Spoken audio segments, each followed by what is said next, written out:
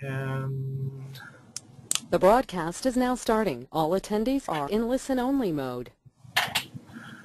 hi, good afternoon or good morning, depending upon which coast you're sitting on right now. This is Chris Nettles with the Cyber Mentors program, and we have Dr. Tiffany Townsend and Dr. Velma McBride Murray on as well, as we're going to be all three giving sections of this presentation. I want to make sure that everyone can hear us. So if you can, if you would raise your hand under the attendees tab, just so that we can see that you hear us. I see almost everyone. Okay. Well, I'm not sure. We've got one person that's not indicating that they can hear, so hopefully that will correct itself. Tiffany, I'm going to hand it over to you to get started. Okay, great. Well, I wanted to thank everyone for agreeing to this meeting, particularly since this was a reschedule from an earlier meeting, and it's a Friday afternoon, so that is dedication. I wanted to get started with just introductions. We're starting, Velma and I are the new PIs taking over for the late John Anderson, and so we wanted to have an opportunity just to throw out, get to know each other, and for you to get to know one another. So I'm sure many of you already know each other, but if you don't mind, we'd like to do brief introductions just so we know who everyone is. And I will go ahead and start. My name is Tiffany Townsend. I am the administrative PI for the Cyber Mentors program. I joined the staff of APA in 2001, and in my prior life, I like to say that faculty at Georgetown in the Department of Psychiatry and in the Department of Psychology at Penn State prior to that. So I was actually an HIV prevention researcher, and that was one of the reasons why I was asked to step in when it was clear that Dr. Anderson would not be able to continue. So I'm very excited to be a part of the program. I am very honored to be able to continue the legacy that John started. And I think this is a really important program, and the fact that you guys are here on a Friday afternoon after having had a change and a change in leadership as well, I think that shows that you also see this as important. So we're very happy that you're joining us. And I will let Velma introduce herself. I will say that Velma and I have somewhat of a history, as I was a mentee in a program, a mentorship program that she did several years ago. I was actually one of the first in that program. So we have a bit of a history there, and very happy to work together on this project. And again, she also is keenly aware of how needed this project is. So I will let Dr. Murray speak, and then we'll go through the other mentors and just brief introductions before we get into the workshop. Hi, everyone. As Dr. Townsend mentioned, I, too, am really delighted that you have agreed to give the gift of your time and your knowledge and expertise to these proteges and to continue the legacy of Dr. John Anderson with the Cyber Mentors program. And each of you will find, once you're in touch with your proteges, if you have not already been in touch with them or they with you, that they are pretty incredible young scholars. Really exciting to hear them, and we visited with them not long ago. But I am a professor at Vanderbilt University. Before that was at the University of Georgia, where I began to really launch specific research in the area of HIV/AIDS prevention. I have been conducting research with rural African American families around issues of youth risk prevention for close to 20 years now. It's hard to believe that it's been that long. But so I've done longitudinal research trying to identify factors that both place youth at risk for early sexual onset and alcohol substance use, and then from that began to realize that we were identifying some pretty consistent intervention targets that could be enhanced in an intervention program, and developed a randomized trial of the program called the Strong African American Families Program in 1995, and delivered it to rural African American families, 2000, rural African American families, and then that was followed up with a 3-arm randomized trial looking at the transportability of that Strong African American Families Program into technology as a potential delivery modality for reaching rural African American families, and just finished that 3-arm trial last year.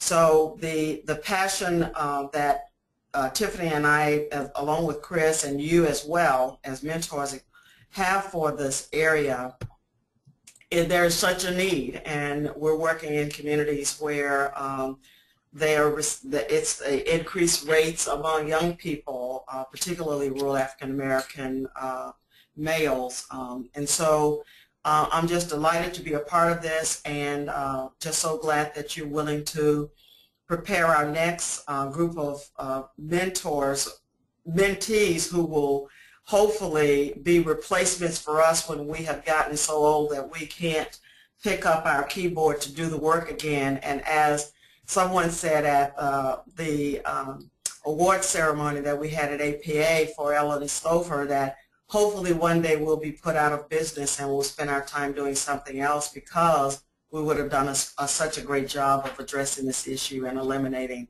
these health disparities. So welcome. Chris, did you want to? Sure, I'll introduce myself.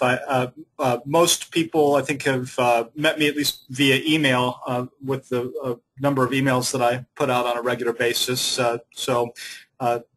Just a couple of words about me, and then we'll turn it over to each of you to maybe say a few words about yourself. Of course, I'm Chris Nettles. I am currently ABD, putting the final touches on my dissertation at the George Washington University here in Washington, D.C. And I also share an interest in and passion for HIV prevention. My interest is mainly around MSM and HIV prevention, and specifically community-level factors and structural issues that may contribute to decisions to engage in high-risk sexual behavior. I won't say much more about that. I have to concur with Drs. Townsend and Murray that I'm very excited about the group of mentees, protégés as we're calling them, as well. I had a lot of opportunity to interact with them during the workshops that we did during convention, APA annual convention here in D.C. just a couple of weeks ago, and they are really quite a dynamic group of individuals. So I think that's all there is about me. Tiffany? Okay. Did you want to? Yeah, let me, what I'll do, there are 4 of the mentors online right now. The rest, just so that you know, we are recording this session so that many folks are on vacation right now, so we're going to give everybody the opportunity to view this webinar on YouTube.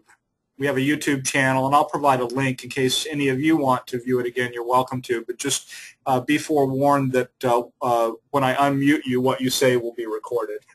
So I'm going to say your name and unmute you, and when you do, if you'd like to say a few words about yourself, that would be great. I'm going to start with Lisa Boleg. Lisa, you're unmuted. Lisa Boleg? Hi. Hi.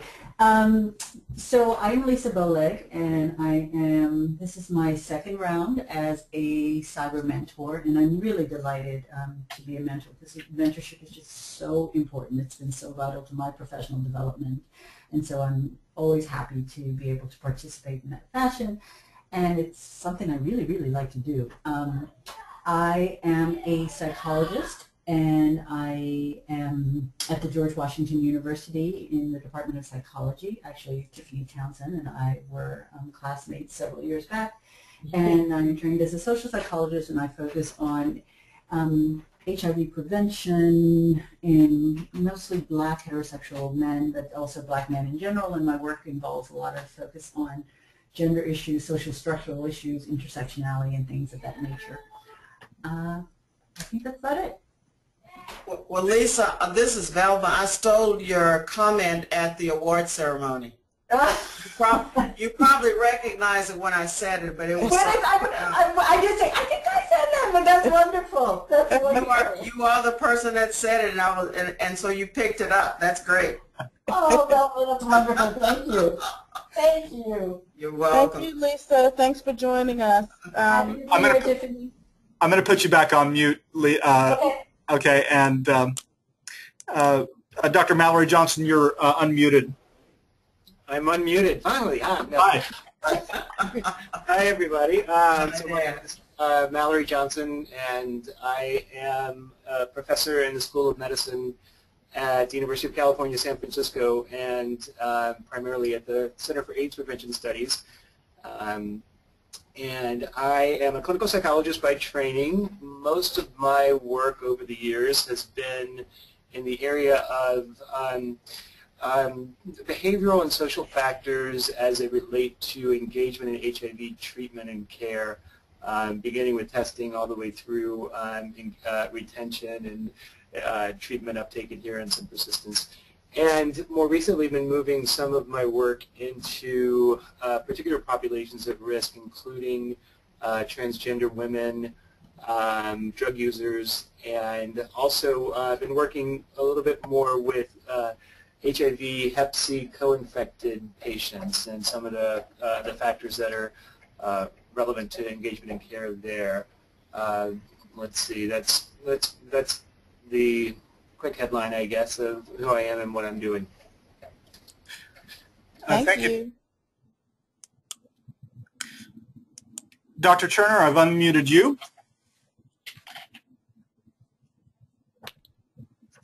Oh, hi. Is it Mariana? Yeah, Mariana.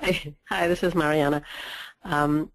Thank you for including me in this round of Cyber Mentors. I was also a participant in the previous round when John was still with us, and really enjoyed being a part of that.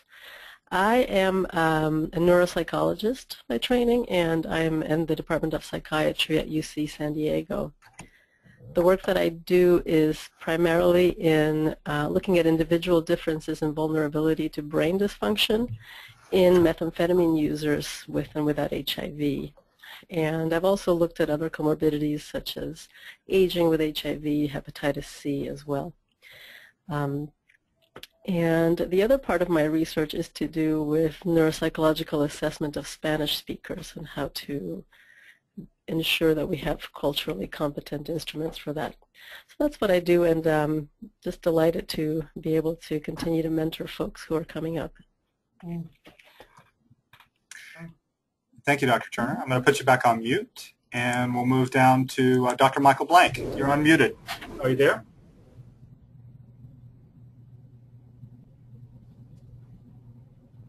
Hello? Hi, Dr. Blank.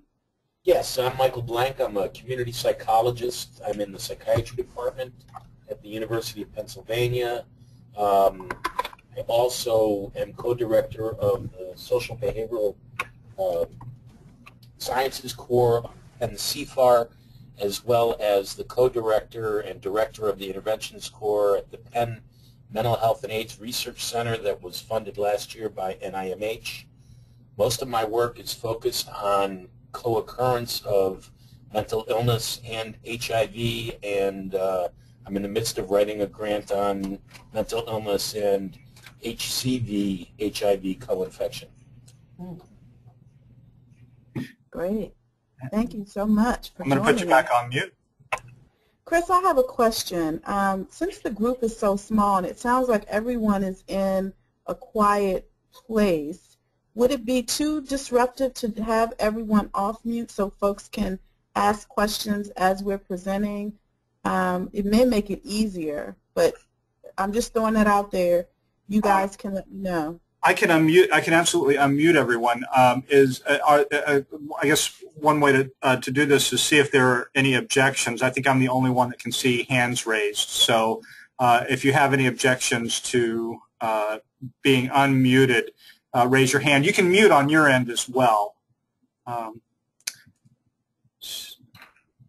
Okay, we do have some objections on being muted or unmuted. So. Okay. I guess another way to do that is if you have a question, simply raise your hand or ask the question in the questions box, because I can see if there are questions. So Okay. let's do it that way. Fair enough. Well, thank you all for joining us again, and thank you for introducing yourselves and giving a quick few words. It sounds like everyone has been a part of the program before. We're previous mentors, so you have a sense of the structure. So what I'm going to do now is just kind of talk about some of the changes that we've made to the structure of the program since taking over for Dr. Anderson. In essence, the program has stayed largely the same. I think one of the major differences between this funding period and the previous funding period is the leadership structure. So we did change that a bit. So before I get into the changes, I'm just going to briefly, you all know what the project is about. And so you know that this is a mentoring program where there is a lot of distance mentoring to get early career scholars ready to be independent researchers by getting funded applications through federal funding agencies. We're going to expand that, so we're not just looking at NIH funding. We want you to consider with your proteges other funding sources such as CDC, SAMHSA as appropriate, or even foundations and private funding if it's appropriate for the stage that your protege is in his or her career. So our goal is to make sure we have independent researchers who are doing the work, HIV work, in the communities that are hardest hit by the virus. And one thing that we're also targeting is scholars of color. So although you don't have to be a scholar of color, we definitely want to increase the number of scholars who are able to get funding and do their work in the community. So in addition to targeting those who do work in communities hardest hit by the virus, we're also targeting scholars of color who work in those communities as well.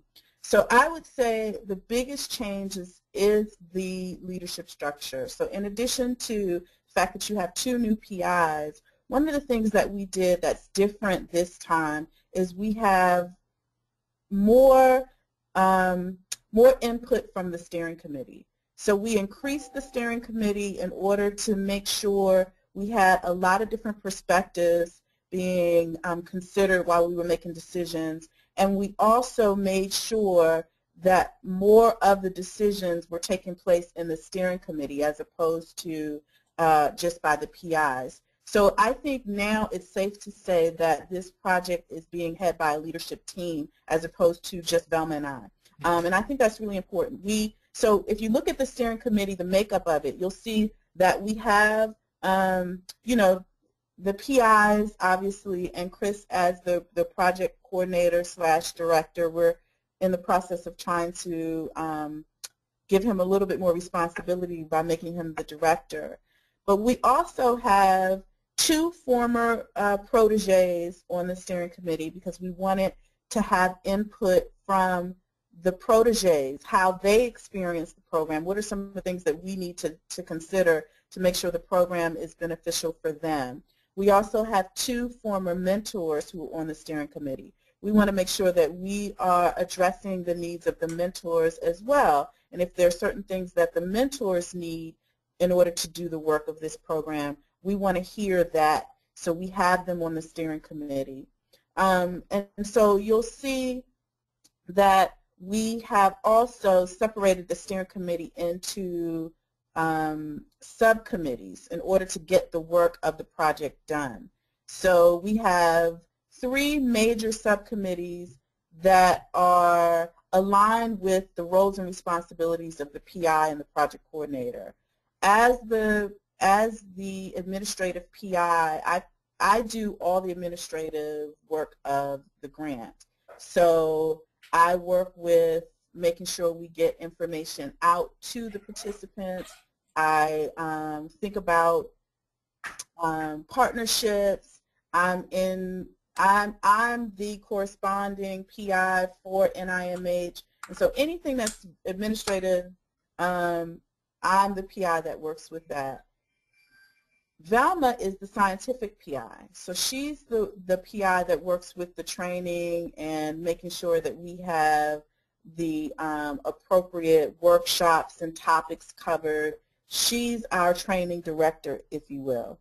And Chris is our technology guru, and I do not use that word lightly. He is the reason we're able to do most of what we do, and it seems seamless because he really does know technology. So we have a lot of components to the program now, and Chris is the one that makes sure all of those components are running smoothly. And so all of the subcommittees are kind of, they are organized under those 3 major tasks. And our goal is to make sure that not only are we getting input from those on the steering committee, feedback from the steering committee, but that they also are a part of the decisions and a part of the planning. So as Chris has put up, you'll see that the steering committee has been organized based on those 3 major categories. And the participants and partnerships, I lead that subcommittee. That subcommittee deals with anything that's related to the participants, the proteges. If there's a problem with the protege as far as their progress, our subcommittee will make sure we're managing that progress appropriately. If there's a conflict between the mentor and the protege, we will work with that to make sure we can try to mitigate any problems. We also are the subcommittee that would try to initiate any partnerships. We really want to expand the program as much as possible by leveraging the resources that we have and partnering with other mentorship training programs in order to provide our proteges with the most opportunities and resources that we can. And so we're constantly trying to develop partnerships and collaborations with other programs. We already have a pilot partnership with the DC CFAR and the Vanderbilt CFAR, in that we are trying to allow those affiliate faculty to have access to the Cyber Mentors program. In other words, they can apply to be Cyber Mentors, and we also want to make sure our Cyber Mentors are affiliate faculty of those local centers, so they have access to the resources that come with being an affiliate faculty of those CFARs. So those are the types of partnerships that we're trying to develop, and we have just started cultivating those partnerships, and we hope that we can develop more in the future. So that's that subcommittee. Then we have the Technology and Communication Subcommittee, which is headed by Chris, And again, he is the one that will work with all the technology.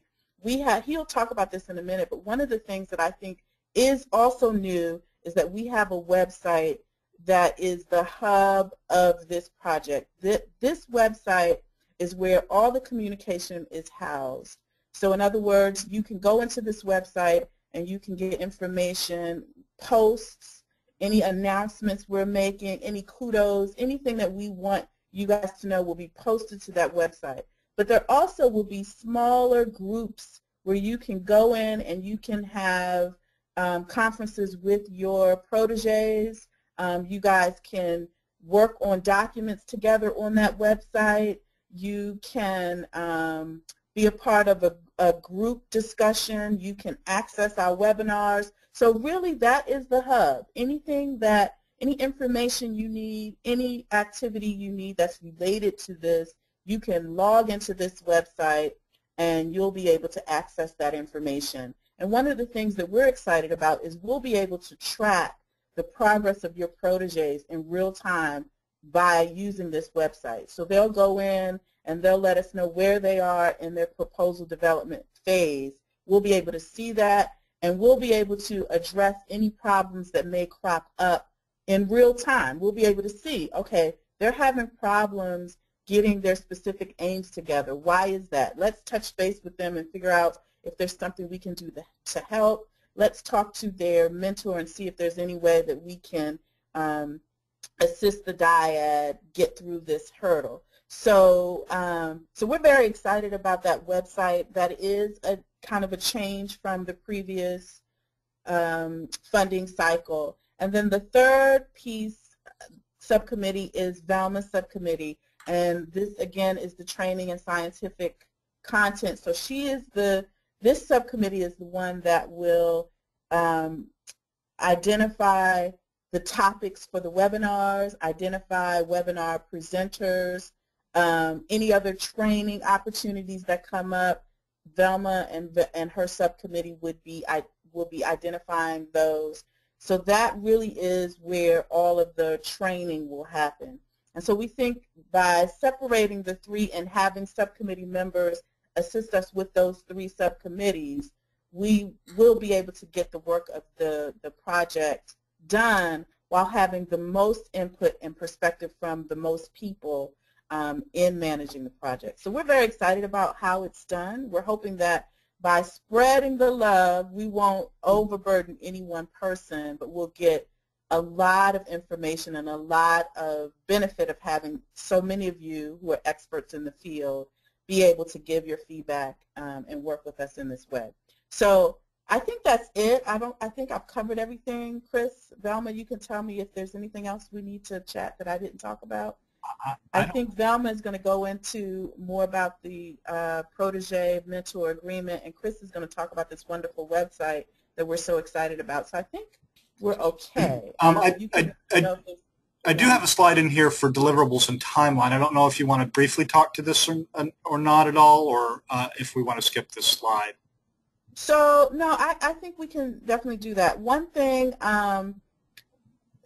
is that we are wanting to make sure that you get in contact with your protege as soon as possible, and that you will work on a career development plan in the first 6 months of the program. And that's kind of the biggest thing that we want to talk about, that you will touch base with your protege, and you guys will determine based on your protege's career path what they need to do in order to be not only competitive in their grant application, but competitive for their career trajectory. So you two will sit down and think about where the protege wants to be and what are the steps that are needed in order to get the protege to that place. We want this to be as holistic a mentorship program as possible, because we feel like if they are stronger as far as their career, then they're going to be more competitive in their grant application.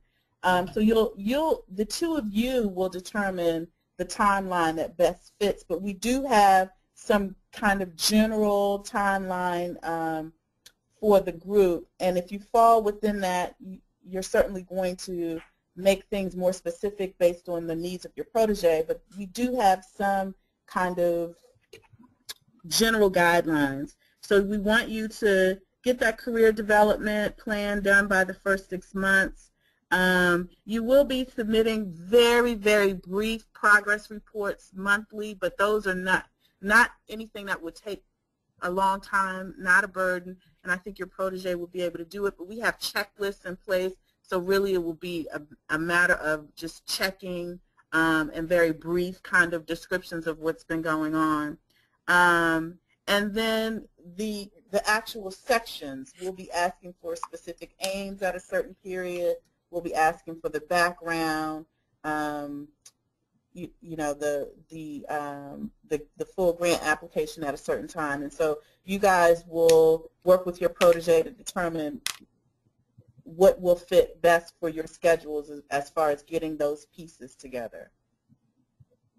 The other piece that I wanted to say really quickly, and this may not impact any of you as you are working with the first cohort, but we need to get 3 cohorts into the program before our funding period ends. And so we're going to be recruiting for the 2nd cohort in the fall and the 3rd cohort in the spring. So I raised that because I want you to be aware that we're going to be recruiting pretty much throughout this program. And so if you know of any other early career scholars that you think would be appropriate, please let them know about the program. Please let them know that we'll be doing ongoing, almost ongoing recruitment, but that there'll be a recruitment period this fall and also in the spring. So if they miss one, they can still apply because we need to get our numbers up. So I think that's everything. And again, Chris, if there's something about the deliverable I'll miss, feel free to add. No, I don't think so. Velma, how about you? Is there anything that you'd like to add before we move on to your section?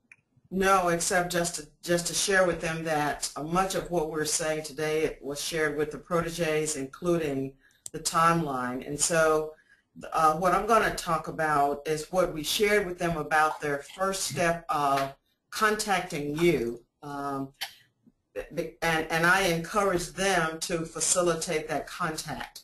And that it should occur very soon, and we inform them that when they do, that they should give some thoughts to what it is that they want from you, and they are willing to do in this relationship in order to facilitate a positive outcome.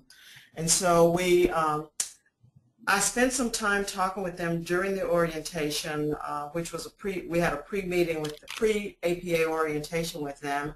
And I talked with them about getting in touch with their own thoughts about where they see their career going, and many of them really do have a well laid out plan of where they wanted to go, but being able to articulate that to their mentor so that there's a clear understanding from the mentors where it is that this person is planning to go, so that you as their mentor and advisor and guidance can help them get there. And so part of that was a mentoring agreement and then their career development plan. So Chris, you can skip to the next slide. So this is what we shared with them in terms of the kinds of things they should talk with you about during that first meeting, and to take the time to really think through how they want to address these issues. And so we asked them to think about how and under what circumstances there will be contact between the two of you. And I shared with them that some people are real technology driven. They would just really want to do everything on web-based or technology-based, which is very appropriate since it's a web and virtual space mentoring project. And then there are those who really want to hear people's voices and then to see them. So they may choose Skype, or they want to be on the telephone, or they want face-to-face meeting, and they also have funds in order to be able to travel to meet with you as well.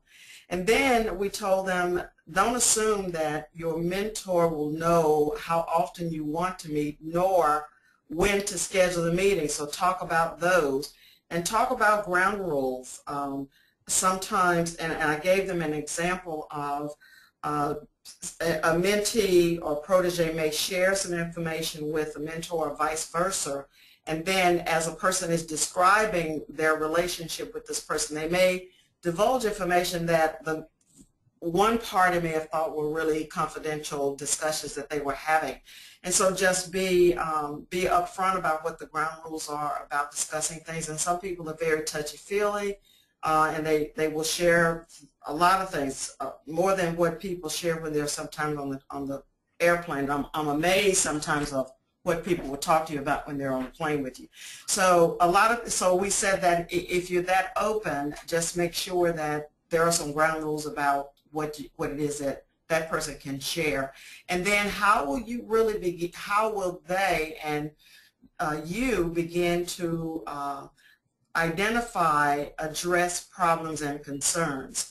And because it's and the thought is that this is a relational building process, as you well know from having done this in many other circumstances with other young scholars, but that things don't always work the way that we think that they should work. And so when they don't, then how do we begin to be grown-ups and deal with these issues?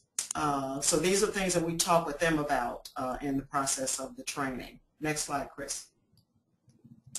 So this, which I'm having problems reading, but it could be because I'm at that bifocal stage in my life, but we want to share with you some ideas about ways in which you and the protege can begin to develop this agreement. And these are just ideas for you to think about. They're probably things you've already thought about, but we're going to send a copy of this to you and a copy to the proteges to make sure that that each of you will have this as you're talking and connecting during the first initiating call, which should occur within the next week or so. And we will email them after this call to inform them that we've been in touch with you and that and alerted you that a call is forthcoming. Okay? And so their career development plan, and actually we ask them to develop this, send it to you, or discuss it with you during the call. So it's their responsibility to complete all of these, and then work with you for guidance on whether or not they're on or off track in terms of developing their own career plan with specific focus on really getting themselves situated in order to become funders. I should say that one of the great things about this class of proteges is that many of them already have funding, and it was just wonderful to know that most of them are not early starters, if you will, and so they'll have the benefit of having gone through a lot of the process of grant development along the way, where some of them are lacking or areas where they wanted to really become much more facile in. One person is an epidemiologist who know very little about how to situate their work in the context of social behavioral issues and targeting preventive interventions. And so they will come with different levels of things that they need in their career plan, and then it would be for the two of you to work together in order to really solidify the plan, which they will then send a final working document, and I view it as a living document to you, and then we will have one as well, a copy of it as well. Great. Thanks, Velma. I think I'm next on the agenda to talk just a little bit about how this career development and career assessment takes place, which is the next slide here. Now, do we want to have them see if there are any comments? I feel as though we're really just talking to them. Sure. I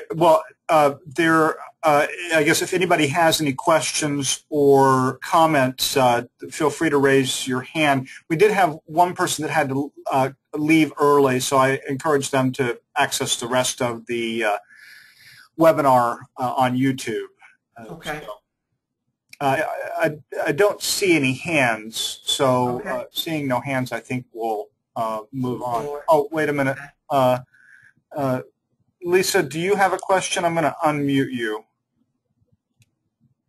Yeah, I think I just want to understand because I am not the most technologically advanced person, I admit. So when I met my protege, I told her, I said, look, a lot of our stuff is going to be on the phone, but I just want to clarify because I understand that there's this sort of web portal and it's a way for you all to check and make sure that things are being done. Is that correct? Uh-huh.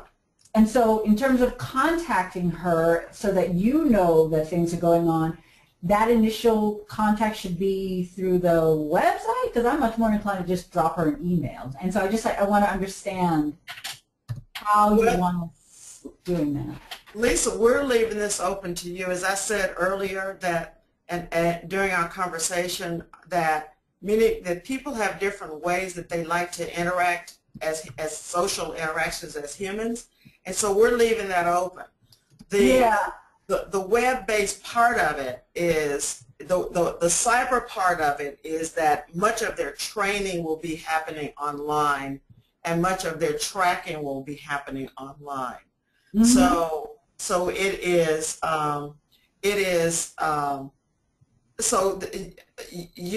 however you and your protege decides to be in touch with each other is really whatever that comfort is for each of you. Okay, and I got that, but I just didn't know if it would also facilitate your work, like how you would be getting that information, because I know you're going to have to be sort of monitoring this in some way. So this is So the protege can upload comments. They can. We will have a form that it's a tracking form of where are you and how are things going form that the protege can complete, and then there are going to be pretty fundamental instructions about how to access various things on the website, Lisa. Mm-hmm. And so we will be in touch. We, as in the implementation team, will be in touch with all of the mentors and the proteges, so that there will be a sense of knowing when various things are needed to be posted. Okay. All right, that's very good. Thank you, Bill. Okay. Yeah, that's good. I'll put you back on mute. Thanks. Thank you. Any other questions before we move on? Velma, did you have anything else that you wanted to add? No, that's all. Okay, all right. I'm going to talk very briefly. I'm not going to go through this in great detail because a document with this information will be available on the web portal that we've been talking about, and I'm going to cover that here in just a few minutes as well. But the protege career assessment process is something that we've set up for you and your protege to do together.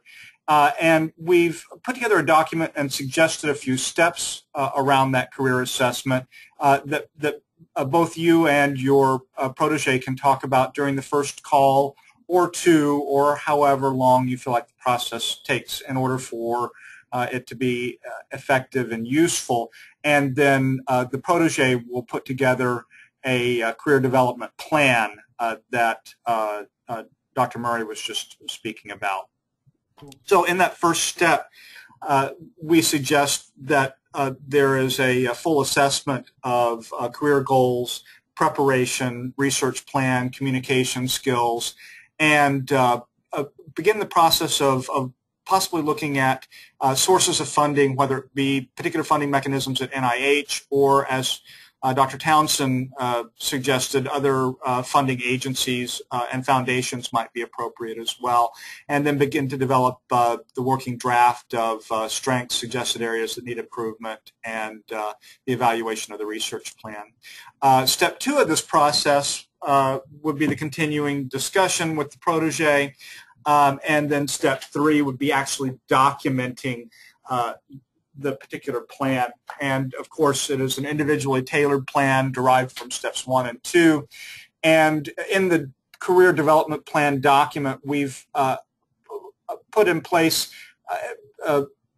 areas or components that we think are appropriate to address, but of course there's an enormous amount of flexibility with this. If there are other things that you two think are important that you would like to include, or that you want to not include, that's between you and your protege. We do suggest that the plan at least address the time that they're in the program, which is why we suggest a 2-year plan with specific tasks for the next 6 months, and that that the plan be revisited on a regular basis, perhaps every 6 months is just a good target. And if there are any barriers to achieving the proposed suggestions, and some suggested strategies for overcoming any barriers that they might have. Let me just put some examples out there around teaching load or service commitments or personal issues that may come up. Any questions about that career assessment or the career development plan before we move on? Anything that Tiffany or Velma you'd like to say about any of this before I move to the technology piece? Nope, sounds good. Okay. Sounds good to me too. All right. There's been a lot of talk about the technology that we have in place for collaboration, and we're hoping this will be fairly straightforward and not difficult to use. And I think really the most difficult part of this is actually setting up the accounts. Of course, we're going to be looking for a lot of feedback from the mentors and the proteges about how this is working, and we want to be flexible around it too. And if something isn't working, find a way to do it differently. We're not really wedded to anything here. The technology is really intended to enhance your ability to work at a distance rather than hinder your ability to work at a distance. So our goal is really to be something that enhances your relationship and not cause additional frustration. So I just want to make sure that you know that I'm here all the time to answer any questions, to help you with any of these things, and I'm perfectly willing to powwow with you on an individual basis if we need to help you get things in place, or if you're having any sort of technology trouble. And putting myself out there for you. The technology that we've been talking about is this virtual meeting space, similar to what we've got here with the GoToWebinar technology. We also have a dedicated GoToMeeting space where you can meet with your protege and talk with them like we're talking now, and also share video. Sometimes being able to see each other, as you know, creates a little bit more of a relationship bond. We also have the online community that we've been referring to as the portal. Starting to use the term the Cyber Mentors community pages, but you also may hear us refer to it as SharePoint because the Microsoft SharePoint application is what we're using to do all of this. Some of you may have experience with SharePoint. Some of you may not. This is a fairly common platform for this, and I know many universities are beginning to deploy SharePoint as well. In addition to the virtual meeting space and online community, we also have a social media presence that you are welcome to take part in or not, depending upon your level of comfort with the social media. But we have Facebook pages, LinkedIn pages, a Google Plus page, Twitter, and of course YouTube. And if you're interested, also can talk with you individually about how to use any of these. But the social media presence is partially to provide information to all of those that are in the program, and partially to have an externally facing presence so that people know who we are out in the larger world. So one of the first things that we need people to do in order to take advantage of the technology is to create 2 different accounts or register in 2 different places. One of those places is with Microsoft, and one of those places is with Google. And we sent out some instructions on this in a previous email. I can send it out again and I don't want to go into too much detail on this particular call, but just kind of outline the steps, and then if you have not done this yet and provided the information back to our intern who's coordinating this piece of it, we'll encourage you to do so as we move forward, because this will provide you the access to things like the YouTube channel, etc. So SharePoint 2013, and this is what it looks like right over here on our screen. SharePoint requires a Microsoft login in order to access it.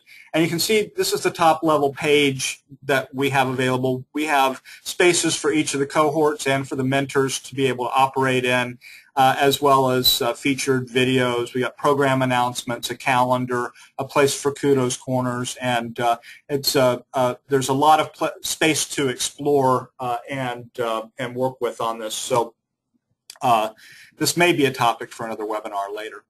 You can create an account using any of your email addresses, including addresses from Outlook.com, Yahoo, or Gmail. And there's a link that you can sign up with. It's signup.live.com. Once again, we'll send this out in an email again. But this is what the account creation looks like. And once the account is created, we ask that you share that with us,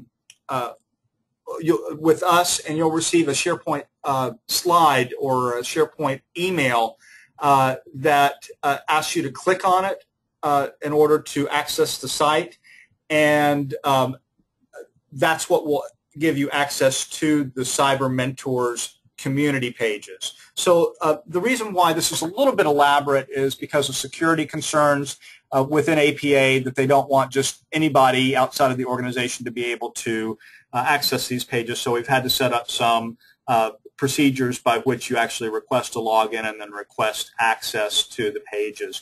And I think in this day and time, it's understandable why there would be security concerns. The second account, once again, I just want to reiterate that instructions have been sent out in email, and we can send them out again. The second thing that you should create is a Google account, and this is done by accessing accounts.google.com. And you can either create an account with your current Gmail address or another address. For example, in the Google account pages, you can click on I prefer to use my current email address under choose your username, and you could use your university email address, for example. Once again, you'll get an email asking you to access the link, and then that link will take you to your Google account that will actually set it up. And then we ask once again that you share that with us so that we can add all the appropriate permissions for you to access what we need to. To understand this a little bit better, the YouTube channel will only be available to program participants for the most part, because we want to keep the webinar material and the material that we're sharing contained within our Cyber Mentors program community. So with that, that was fairly fast, and I just want to give anybody an opportunity to ask any questions that they have or make any comments. If you do have any questions or comments, just raise your hand, and I'll unmute you.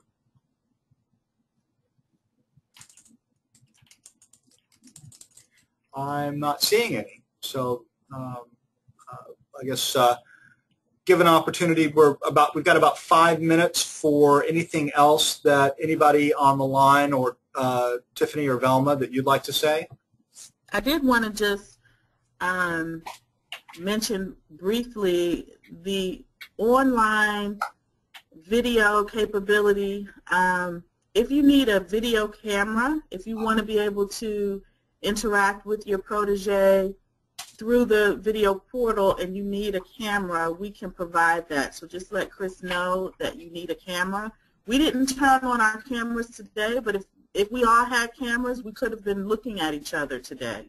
And so we like to have that capability because it will at least give us some feeling that there's some face-to-face contact. So if you need a camera, just let us know.